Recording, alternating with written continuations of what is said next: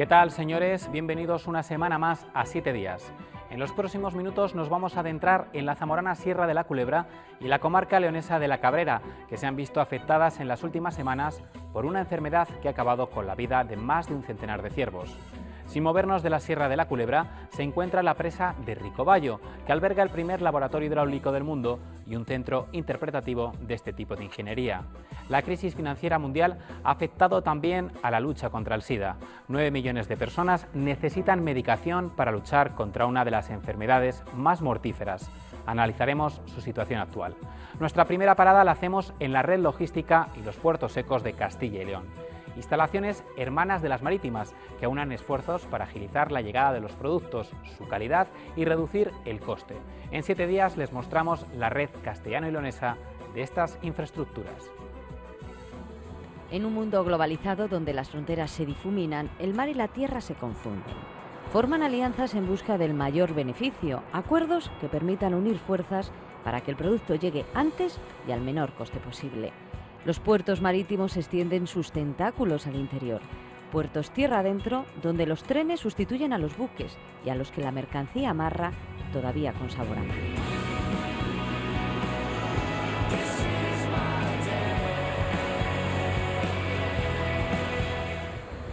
Jueves 9 de la mañana. Hoy es un día de mucha actividad en el puerto seco de Burgos.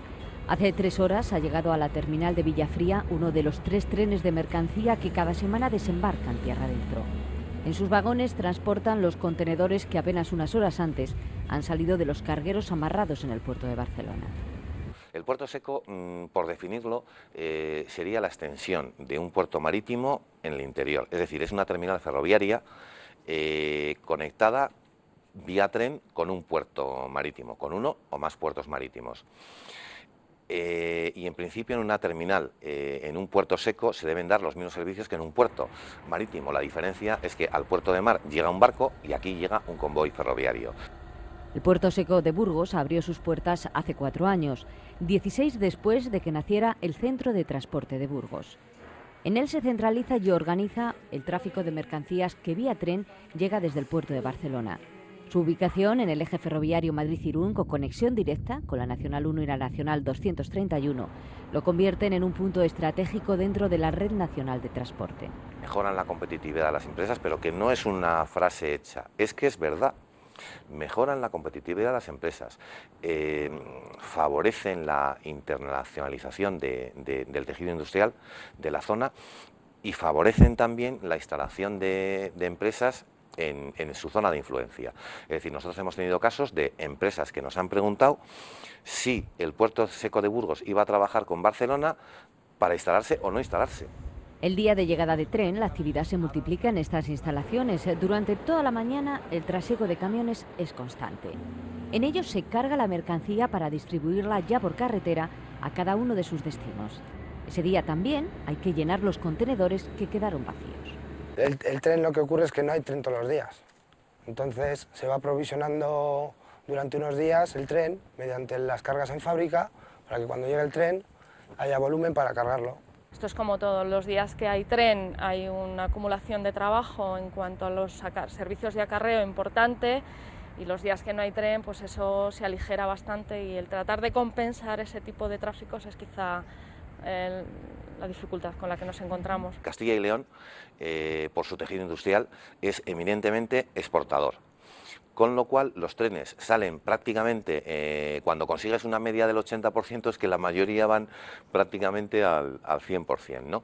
En cambio, en importación, hay menos importación en la zona, digamos, de influencia, en el hinterland de Burgos y del puerto seco de Burgos.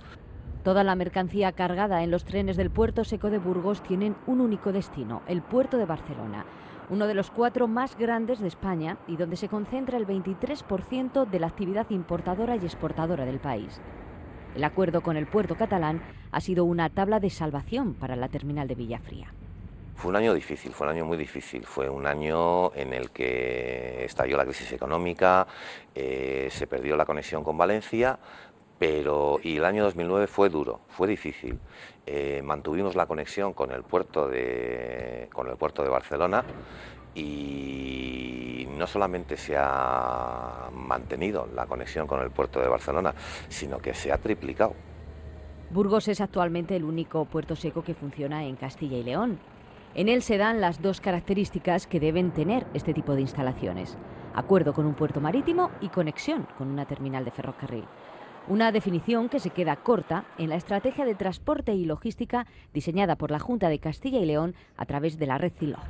El concepto de puerto seco hay que vincularlo más al concepto de plataforma, área logística, enclave logístico, que es donde realmente se concentra un desarrollo de las mercancías que permite una optimización de lo que se entiende por logística. CILOG es una organización empresarial, no hay que olvidarlo nunca, que integra a las sociedades gestoras de estos parques de actividad, de estos parques logísticos que hemos visto y que se centran en 15 enclaves. Hablar de logística es hablar de desarrollo económico. La capacidad para transportar la mercancía pesa y mucho a la hora de decantarse por un territorio para instalar un centro de producción. La logística es una actividad que tan importante hoy día en un mercado abierto, que puede llegar a representar y representa entre el 10 y el 60% de los costes. Piense que es un factor de competitividad de primer orden, teniendo en cuenta que, por ejemplo, el sector de la automoción, que es intensivo en la actividad logística, como le he comentado, puede suponer unos ahorros y unas eficiencias y algo fundamental, que el producto llegue en el momento en que realmente se necesita. Mover la mercancía supone también darla una salida al mar. En los últimos años, la Junta de Castilla y León ha avalado numerosos acuerdos con puertos marítimos. Una red que pasa por Algeciras en el sur, Valencia y Barcelona en el este, Bilbao, Santander, Gijón, La Coruña y Vigo en el norte, y Aveiro y Leixões en Portugal. En Zaldesa, Salamanca, todo está listo para que en 2 años comience a funcionar su puerto seco. La tercera pata de esta plataforma logística, que dispone ya de un centro de transporte de mercancías y de un complejo alimentario liderado por Mercasalamanca. ¿Qué ventajas tiene además? Bueno, la posibilidad de lo que llaman consolidar mercancías para aprovechar, abaratar costes y que todas salgan a través del ferrocarril y buscando los puertos, o bien de Leixões, o bien de Oporto, o bien de Aveiro, etcétera, o al revés, es decir, que toda la mercancía venga en ferrocarril y que desde aquí luego se haga la distribución capilar a las diferentes empresas. Esta que ven es la maqueta de ese nuevo centro de 75.000 metros cuadrados y que nace con la vocación de convertirse en el enclave logístico más importante del noroeste del país. La ubicación tanto de la plataforma en su conjunto, de la plataforma logística en su conjunto, como de la plataforma intermodal del puerto seco, digamos que se ha ubicado específicamente buscando un mercado para nosotros muy importante por la ubicación que tenemos, como es el mercado portugués. Digamos que nuestros referentes, nuestros puertos de referencia de salida y entrada de mercancías y con los que estamos llegando a acuerdos están siendo el puerto de Oporto, Leixões, y el puerto de Aveiro. La base de este proyecto es el sector de la agroalimentación. Zaldesa se convertirá en la plataforma logística de las relaciones de Salamanca con Portugal. Ya existen acuerdos concretos para exportar vino al mercado internacional desde los puertos de Aveiro y Oporto y para importar materias primas como cereales y girasol destinados a las plantas de biodiesel de la comunidad. La planta de Acor en Olmedo es la mayor productora de biodiesel y azúcar de Castilla y León. Tanto la salida como la entrada de su producto se centraliza en el puerto de Santander. Y hablamos de un volumen de mercancías al año muy importante. 160.000 toneladas de semilla, 35.000 de aceite, 100.000 de biodiesel y 135.000 de azúcar bruto. Datos que según ellos justifican por sí solos la creación de un puerto seco en la localidad vallisoletana. Nosotros cuando diseñamos este proyecto de la planta de biodiesel, todas las zonas de proceso dejamos un espacio para duplicar la instalación. Lógicamente, si tuviéramos el puerto seco aquí cerca, mejorando considerablemente los medios de transporte de tanto las materias primas como de las materias elaboradas, nos permitiría esa ampliación, con lo cual prácticamente podríamos duplicar la planta esta de biodiesel. En su demanda no están solos, les acompaña el ayuntamiento que ve en esta infraestructura un paso obligado para que el polígono industrial de la localidad siga creciendo. esto no es algo político, sino que es algo económico, que realmente hay una necesidad económica y que por lo tanto no hay más remedio que llevar adelante este proyecto. De prosperar las negociaciones, Olmedo se convertiría en el tercer enclave logístico tierra adentro del puerto de Santander. Los terrenos están ahí, 120 hectáreas junto a la azucarera de Olmedo. Las mercancías también, pero falta encontrar financiación para sufragar una inversión de 70 millones de euros y el compromiso de Adif para construir la terminal de mercancías. Bueno, yo creo que el ente público de infraestructuras ferroviarias lo que tiene es una oportunidad de hacer negocio. Al fin y al cabo, Adif se dedica a eso, ¿no? A explotar líneas ferroviarias y a explotarlas, lógicamente, intentando obtener los mejores resultados posibles. Adif tiene una línea en este momento que une Medina del Campo con Olmedo, una línea que es una línea de, digamos, de experiencias pilotos, donde se pusieron desde el famoso intercambiador de 2 vías, donde se prueban los diferentes trenes de alta velocidad y que es perfectamente compatible con el uso también del transporte de mercancías. Poner en marcha una red de puertos secos pasa obligatoriamente por disponer de una infraestructura férrea de transporte de mercancías, una cuestión que hoy por hoy está en manos del Ministerio de Fomento. Y con la que está cayendo en materia de infraestructuras, es difícil que la Administración Central apueste por poner en servicio nuevas vías en las que la rentabilidad no esté garantizada. El ferrocarril es un elemento clave de futuro, pero el ferrocarril no depende solo de Castilla y León. El ministro de Fomento ha anunciado en repetidas ocasiones el impulso a este modo de transporte. Esperemos que se materialice, porque es fundamental conocer esos planes del Ministerio de Fomento para saber las inversiones que hay que hacer. No se puede construir un acceso o una red ferroviaria en un punto concreto si no va a haber capacidad de maniobra para poder mover. Una cosa es la red CILOC, ¿no? Que es una infraestructura logística a nivel general de movimiento de mercancías, y yo creo que esto es una necesidad. Yo creo que son conceptos diferentes, es decir, esto ni quiere un parque, digamos, de proveedores de Renault, o quizás, ¿por qué no?, un puerto o un enlace ferroviario en Valladolid para la gran factoría de Renault. Esto no tiene absolutamente nada que ver. Aquí lo que hay es una necesidad y además hay una, digamos, corresponsabilidad económica. Es decir, esta inversión no se hace para que en el futuro pueda ser rentable, es que en estos momentos ya lo sería. Hay tráfico suficiente como para garantizar que esta inversión pueda ser amortizada en el futuro. Aunque el transporte férreo apenas representa el 5% de los 200 millones de toneladas de mercancías que transitan por Castilla y León, el ferrocarril ofrece ventajas que impulsan su desarrollo. Su menor impacto contaminante es una de ellas, pero no la única. La gran ventaja del ferrocarril es el precio. El precio, ¿por qué? Porque realmente la carretera, y nosotros trabajamos con todos los medios de transporte, la carretera es el más flexible y el más rápido. Y eso no lo puede negar nadie. Pero no es lo mismo que salga un convoy ferroviario con un maquinista con 48 contenedores detrás, a que salgan 48 camiones con 48 choferes, con un montón de ruedas que se desgastan, con un montón de gasoil. El Libro Blanco sobre el transporte de la Unión Europea propone 60 medidas dirigidas en gran parte a crear un sistema que combine todos los medios de transporte. Y en esta estrategia se contempla poner en marcha una red especial para el transporte de mercancías por ferrocarril. Términos como el ferrutage o las autovías férreas se han colado en el diseño de la logística europea. Una ecuación con 3 variables: tren, barco y camión, pero con demasiadas incógnitas para desarrollarla.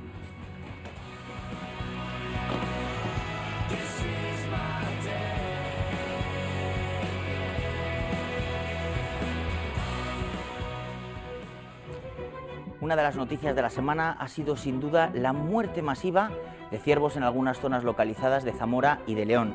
Han aparecido más de 100 cadáveres y el olor putrefacto en los pueblos hace sospechar que son bastantes más los ejemplares muertos. La Junta asegura que está analizando las muestras, pero hay quienes creen que no se está actuando con toda la celeridad necesaria. De hecho, los ganaderos temen que esta enfermedad desconocida que está matando a los ciervos pueda afectar también a sus ganados. La falta de información no contribuye precisamente a tranquilizarlos. De momento, el problema no ha hecho más que comenzar y todos seguimos esperando la misma respuesta. ¿Por qué se están muriendo los ciervos? En los pueblos de la comarca de Sanabria y Carballeda se muestran alarmados por las noticias que siguen surgiendo en torno a la muerte masiva de ciervos en la zona. La evolución de la mortandad de estos animales en la Reserva Regional de Caza de la Sierra de la Culebra y en los cotos privados del entorno continúa preocupando a los ganaderos. La Junta de Castilla y León ha reconocido ya la localización de casi 100 cadáveres, aunque según las organizaciones agrarias esto no ha hecho más que comenzar.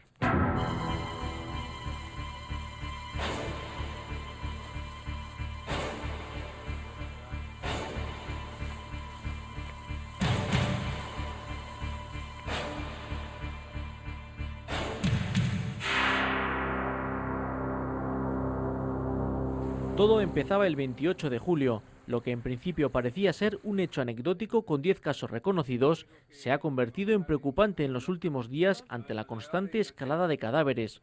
Los vecinos son conscientes del hedor insoportable que generan los restos en descomposición cuando salen de paseo por el monte. Sí, cuando salimos a caminar ahí por el camino Villar, sí se ven cruzar de un lado al otro, pero ahora es que no se ve ninguno y el otro día olía muy mal allá arriba en un trozo de camino. Vamos a pasear para allá y hay un sitio que huele muy mal, que a lo mejor hay alguno muerto. No se ven, pero es que se huele, sí. Sí, que da mucho olor y entonces está muerto. Lo que pasa es que como hay tanto monte no se ve. Entramos en la Sierra de la Culebra. Paradojas de la vida, el pueblo en el que acompañamos a una patrulla de la Reserva Regional de Caza se llama así, Villar de Ciervos. Estos parajes en los que hasta hace poco era fácil ver incluso hasta 20 ciervos y corzos, ahora los únicos que se encuentran están así, muertos. A diario la cifra aumenta. Según la viceconsejera de Desarrollo Rural de la Junta, a finales de semana la cantidad superaba ya la centena, pero los lugareños especulan que el número puede estar cerca de los 200.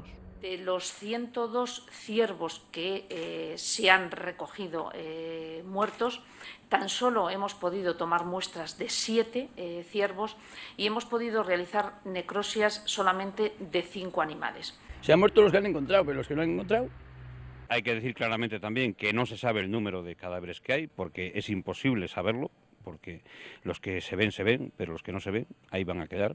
Mientras la Junta solo reconoce la aparición de 6 cadáveres en la zona leonesa de la Cabrera, quienes viven allí aseguran que son más de 30 y que cada día aparecen más. Aquí ya lleva 15 días que se han empezado a ver los primeros animales y ahora pues en una semana llevamos unos 30.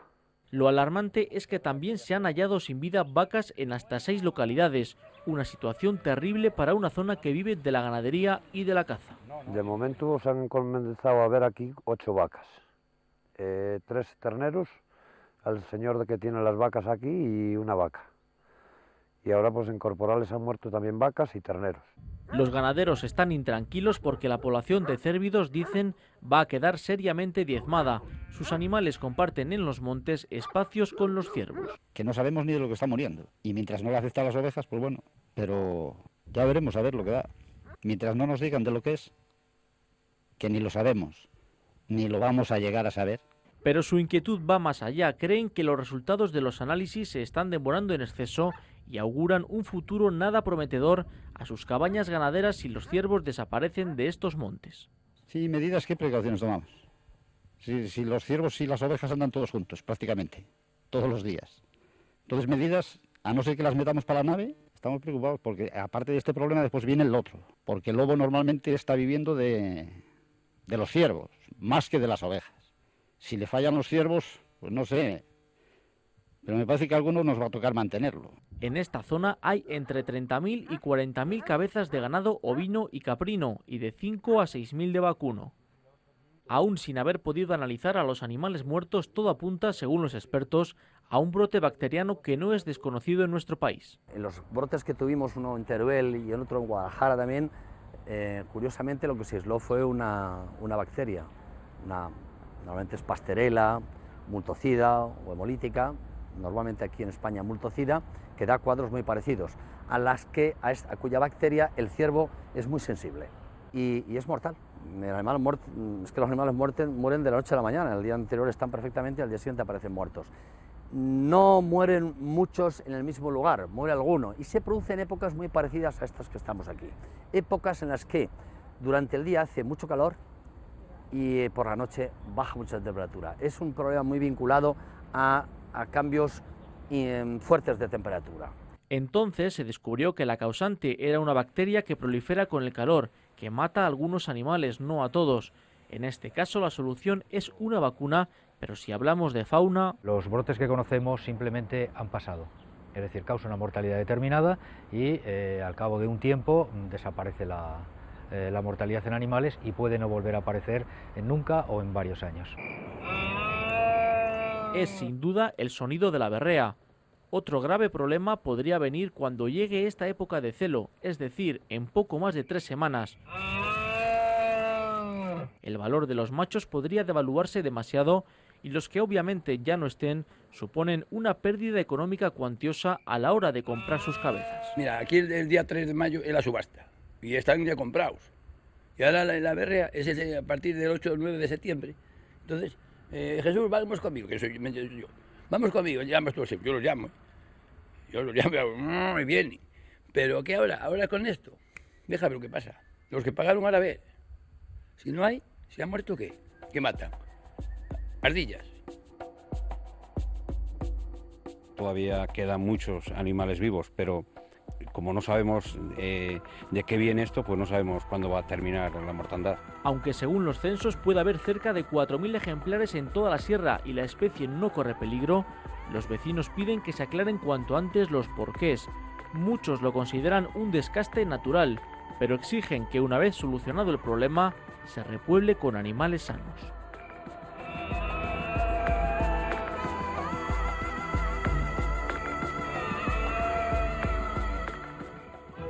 Al sur de la Sierra de la Culebra, en el curso bajo del río Esla, se encuentra la presa de Ricobayo, una de las obras hidráulicas más peculiares del mundo. En los años 30 su aliviadero retrocedió 350 metros aguas arriba. Este fenómeno supuso un quebradero de cabeza para la ingeniería mundial. Como resultado se creó el primer laboratorio hidráulico del mundo. Un equipo de 7 días se ha acercado hasta el complejo de este embalse, donde también se puede visitar un centro interpretativo de la ingeniería hidráulica. Es el ruido del agua, sonido limpio y puro de la fuente de vida. El agua destaca por su infatigable pasión viajera y su afán por recorrer una y mil veces el camino dibujado por la caprichosa orografía castellano y leonesa. Hace más de 80 años en Ricobayo, provincia de Zamora, el ingenio, la tenacidad y sobre todo el afán por domesticar al líquido elemento dieron lugar a una de las obras de ingeniería más impresionantes de toda Europa.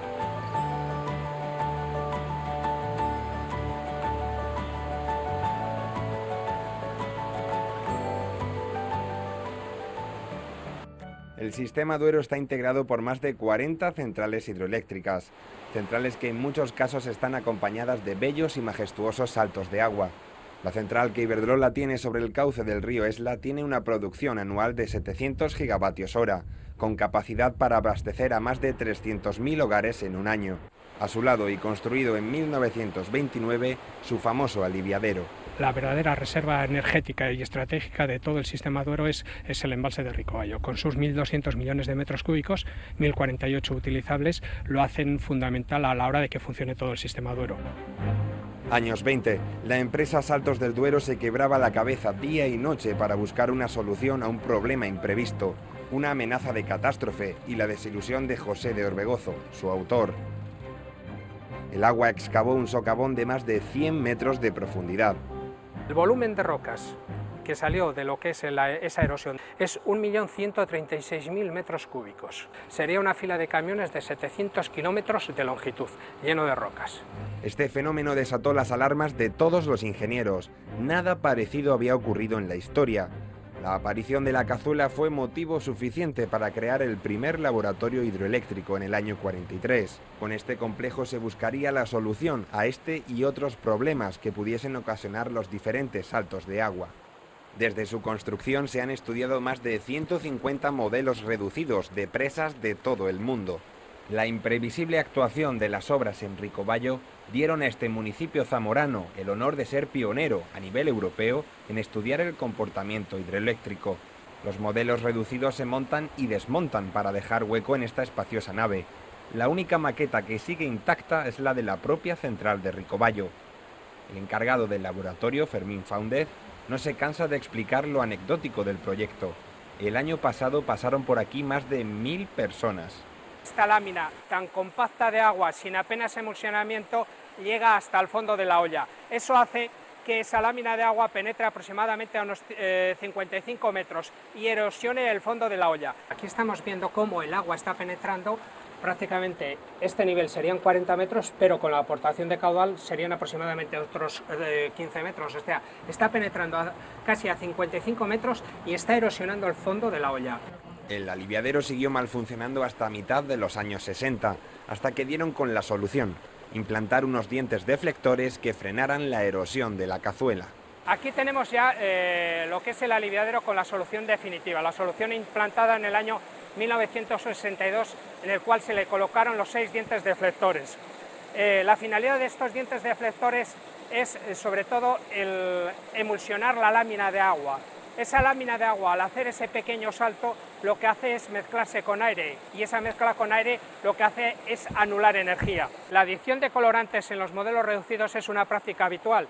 Es una práctica en la cual podemos ver, por ejemplo, el funcionamiento de las pilas, podemos ver exactamente las direcciones que lleva a las láminas de agua, porque de otra forma sería imposible.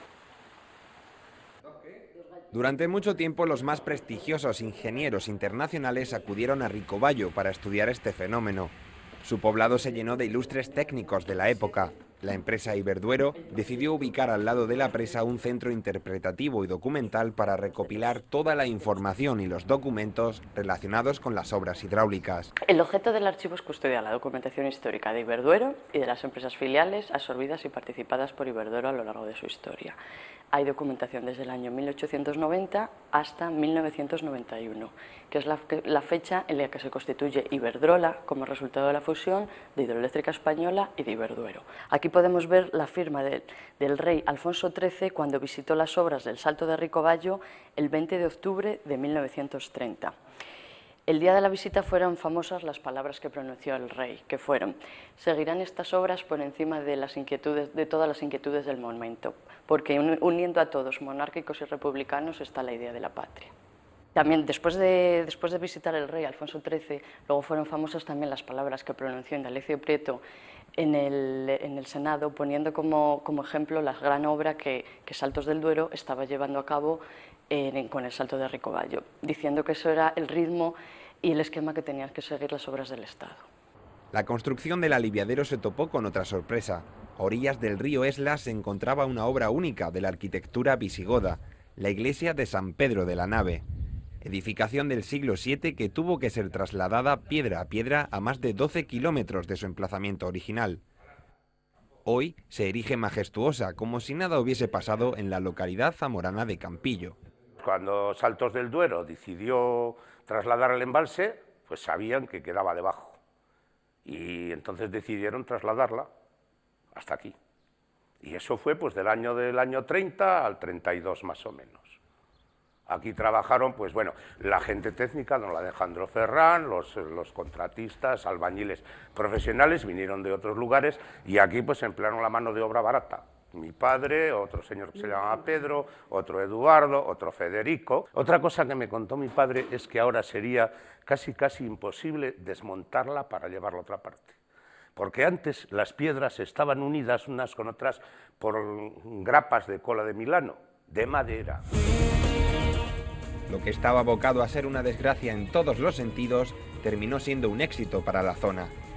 Gracias al esfuerzo y la imaginación de aquellos hombres capitaneados por Orbegozo, Ricobayo pasó a ser conocido por su aliviadero y, pegado a este, su pionero laboratorio hidráulico.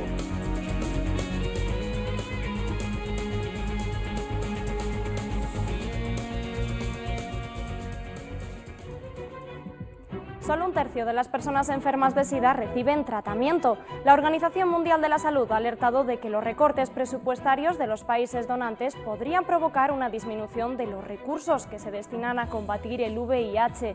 Los enfermos necesitan que los avances científicos caminen hacia la erradicación completa del virus, un horizonte que puede alejarse debido al impacto de la crisis económica. Más de 9 millones de personas de todo el mundo necesitan con urgencia iniciar un tratamiento contra el SIDA, pero no todos tienen acceso a él. 4,5 millones de los que se tratan en la actualidad están viéndose obligados a abandonar su terapia porque los grandes financiadores internacionales han decidido reducir e incluso congelar sus aportaciones a la lucha contra esta epidemia, una crisis con un coste elevado, el de la vida.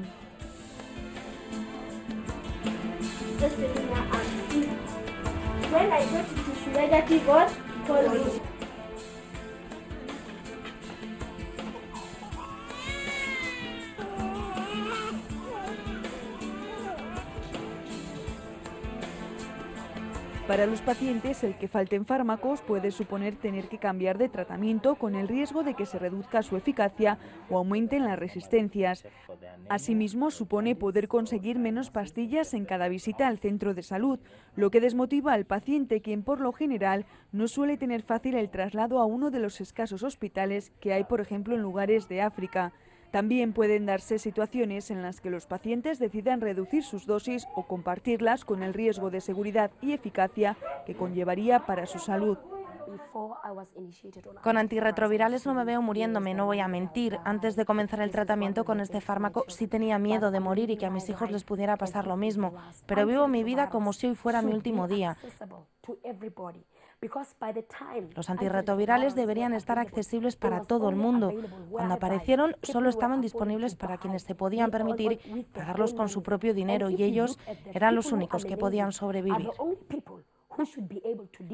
Líderes de todo el mundo tienen este año como fecha límite para conseguir el acceso universal al tratamiento contra el SIDA para todo el que lo necesite. Muchos activistas de la lucha contra esta enfermedad han advertido de que no se alcanzará esta meta en los plazos fijados. Sin embargo, las organizaciones sanitarias internacionales buscan nuevas ideas para luchar contra la epidemia mientras exprimen sus fondos mermados por los recortes de presupuesto. Justo en este momento hay todavía 9 millones de personas que necesitan tratamiento antirretroviral y justo en este momento los donantes parecen haber retirado sus fondos para la lucha contra el SIDA. Según ONU-SIDA, a finales de 2008 había más de 33 millones de personas infectadas de VIH en todo el mundo. En este mismo año se registraron cerca de 2,7 millones de nuevas infecciones y 2 millones de muertes por SIDA. La mayor carga de esta enfermedad está en el África subsahariana, donde se situaban durante ese año el 71% de las nuevas infecciones. 2/3 de todas las personas seropositivas del planeta viven en esta zona. La tasa de nivel de prevalencia del VIH ha superado en algunos países el 20% y en 2008 prácticamente 3 de cada 4 muertes por SIDA en el mundo se produjeron en esta región. En la actualidad hay unos 3 millones de personas recibiendo terapia en este lugar del planeta. La crisis económica mundial está afectando a los fondos que los gobiernos destinan a la lucha contra el SIDA, una circunstancia que está poniendo miles de vidas en peligro. Nos comunicaron que en ese momento no podíamos admitir más pacientes para tratamiento porque no había suficientes fondos. Nos pusieron el límite de, creo recordar, 2.300 o 2.200 pacientes y nos dijeron que no podíamos pasar de ahí. Tuvimos que adoptar restricciones realmente severas. Así que básicamente tuvimos que rechazar a aquellos enfermos y llevarlos a hospitales y clínicas estatales. Desde que comenzó la epidemia, el SIDA ha generado una crisis aguda de salud pública en un gran número de países, lo que ha exigido una respuesta urgente a la elevada mortalidad y a la propagación de la enfermedad. Desde la ONG Médicos Sin Fronteras se ha comenzado a observar un preocupante cambio de actitud en la comunidad de financiadores internacionales. Tras años de buena disposición política y de compromiso económico, ahora parece que la comunidad donante se está empezando a desvincular de la lucha, dejando por el camino a personas que aún necesitan desesperadamente los tratamientos que les pueden salvar la vida. Es muy duro ver venir a un paciente que ha oído que esta es una buena clínica, que les íbamos a poder ayudar y decirle, no podemos, tienes que buscar otro sitio. La incertidumbre y la inestabilidad de la financiación de los donantes han frenado la incorporación de nuevos pacientes a los programas de tratamiento y amenazan a medio y largo plazo su suministro. Asimismo, los donantes han rebajado su enfoque original de emergencia y han reorientado sus fondos hacia otras cuestiones sanitarias. Cerca del 95% de los programas del VIH en Kenia están financiados por donantes externos.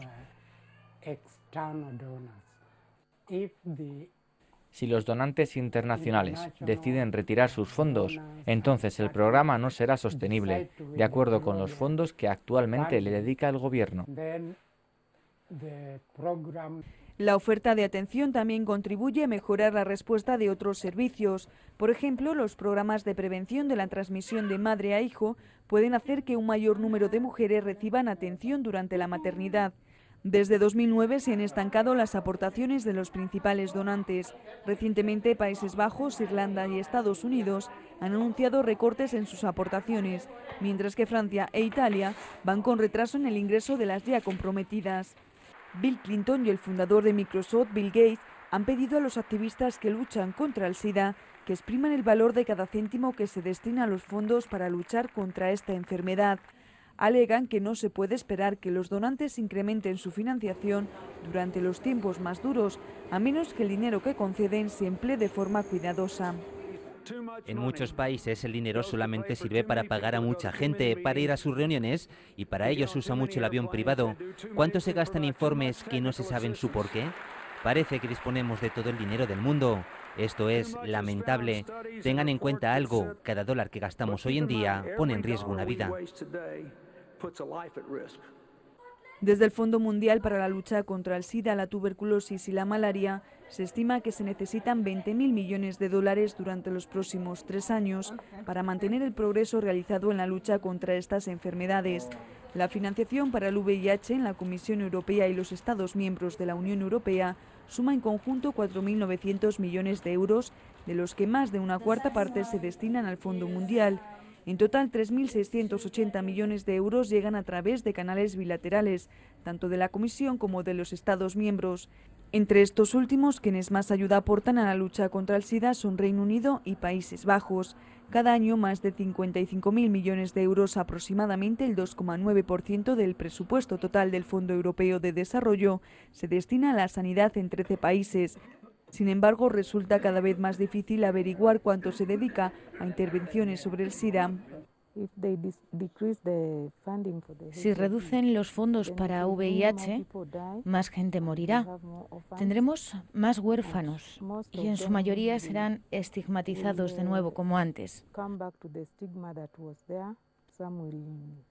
Algunos perderán toda esperanza y volverán a sus casas a morir y será el final. Y el país se empobrecerá. Naciones Unidas ha presentado su nuevo programa contra el SIDA, una iniciativa que se llama Tratamiento 2.0 y que apuesta por realizar una aproximación más simple y directa al problema, con el objetivo de evitar 10 millones de muertes para 2025 y 1 millón de nuevas infecciones al año. Su nuevo abordaje permitirá reducir costes, hacer sencillos y mejores los tratamientos, reducir la presión asistencial sobre los sistemas sanitarios y mejorar la calidad de vida de los afectados. La Organización Mundial de la Salud ha señalado que si el tratamiento se suministra en etapas más tempranas, se podría reducir el número de muertes producto de enfermedades vinculadas al virus en aproximadamente un 20% para el año 2015. Pero la crisis no se ha acabado. La cruda realidad es que en países en desarrollo aún siguen muriendo innecesariamente demasiadas personas por no poder acceder a ningún tipo de tratamiento. 9 millones de personas en todo el mundo lo necesitan, pero no lo reciben.